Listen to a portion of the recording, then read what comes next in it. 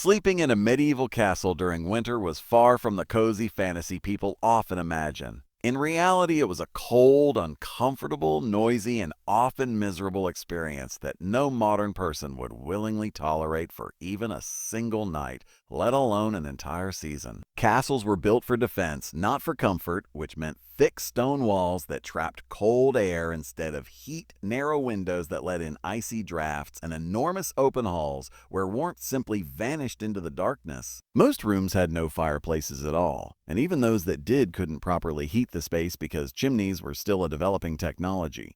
Smoke often lingered indoors, stinging eyes and filling the room with the sour scent of burning wood and damp fuel. The average temperature inside a castle in winter could drop so low that people slept in multiple layers of wool, fur, and linen, and still shivered through the night. Beds, for those lucky enough to have them, were filled with straw that frequently molded, attracted fleas, and smelled musky no matter how often it was replaced.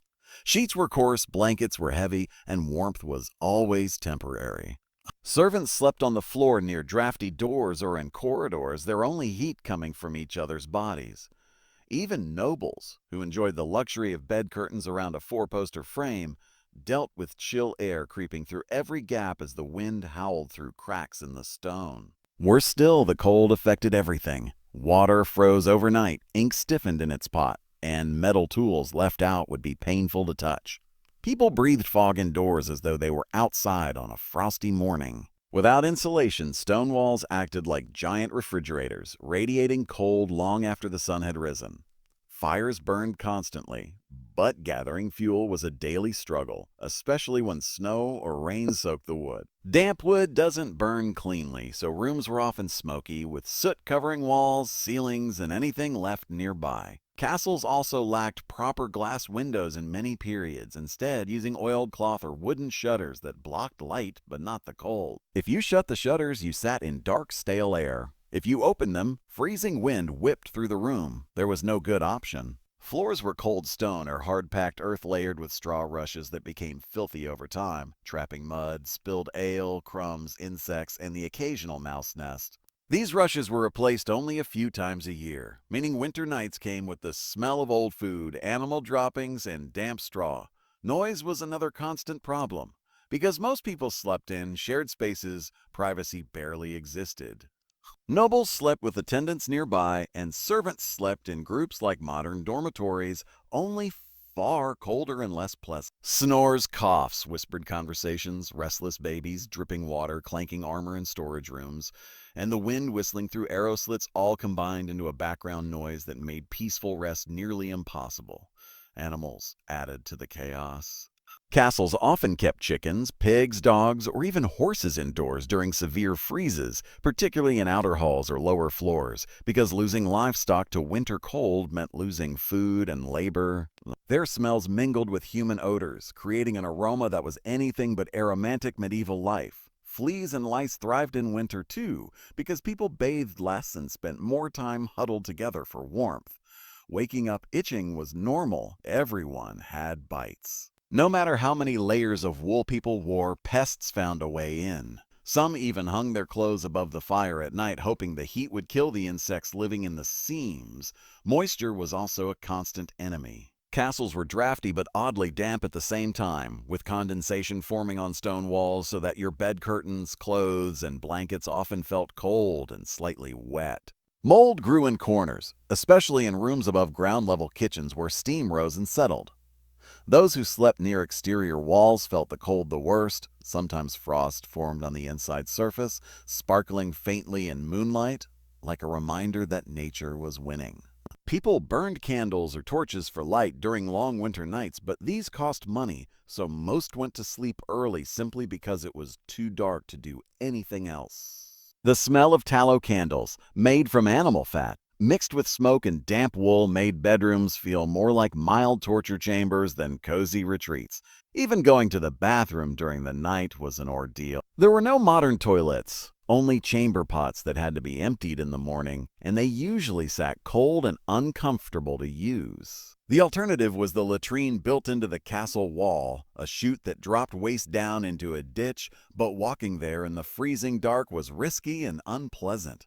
People avoided it unless absolutely necessary, meaning chamber pots filled quickly and smelled by morning. Hygiene overall was a losing battle. Washing with cold water in winter was so painful that many people barely cleaned themselves at all. Clothes were rarely laundered and often slept in, which meant beds smelled like sweat, smoke, and sometimes illness. Winter illnesses spread aggressively in such close quarters. Coughing, fever, and infections were accepted as normal parts of life.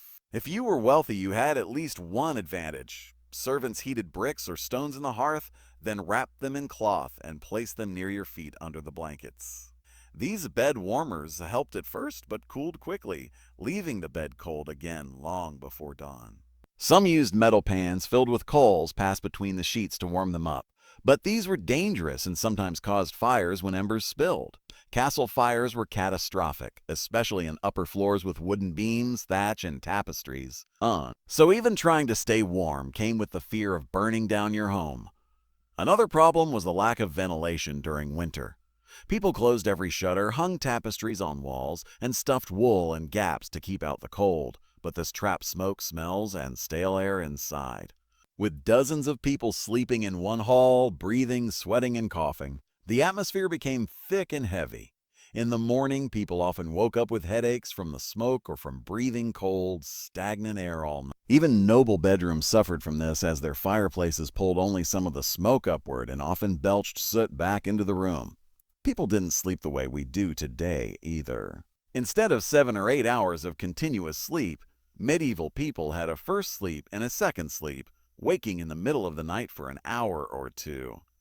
During winter, this break could be particularly miserable. Waking up from warmth and having to face the freezing air before burrowing back into stiff blankets was uncomfortable every single night. Many used this time to stoke the fire, pray, talk quietly, or even check on animals.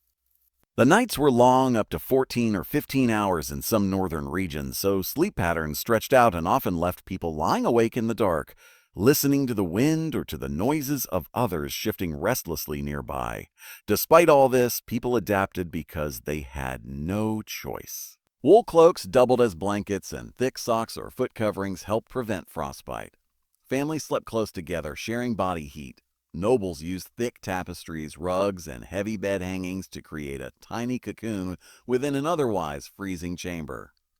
Even so, most people dreaded winter nights. Chronic cold caused joint pain, stiff fingers, and worsening arthritis in older adults. Soldiers stationed in outer towers suffered the worst. Guard posts were exposed to merciless wind, with only a brazier for warmth, and guards rotated shifts constantly to avoid freezing. Castle residents often gathered in the Great Hall during the evening, not just for meals and company, but simply to share warmth before retreating to their cold chambers.